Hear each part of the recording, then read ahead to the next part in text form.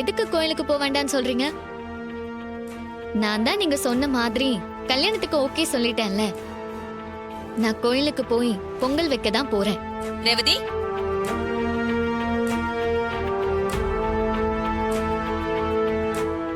உங்க அம்மா சொல்றாங்கன்னா அதுல ஏதாச்சும் ஒரு காரணம் இருக்கும். நீ கோயில பொங்கல்லாம் வைக்க வேணாம். சித்தி, நான் திரும்பவும் சொல்றேன், என்னோட மனசுல நினைச்ச காரியம் நல்லபடியா நடக்கணும்னு வேண்டிக்கிட்டு நான் பொங்கல் வைக்க தான் போறேன். சரி, அப்படி நீ என்னதான் உன் மனசுல நினைச்சுக்கிட்ட அத சொல்லிட்டு போ.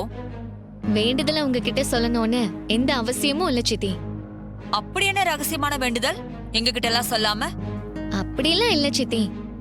வேண்டுதல்ங்கிறது சாமிக்கும் எனக்கும் நடுவுல இருக்கிற ஒரு பர்சனல் டீலிங். அத உங்ககிட்ட சொன்னா சாமி கண்ணு குத்திரும். ஆமா, கண்ணு குத்திரும்.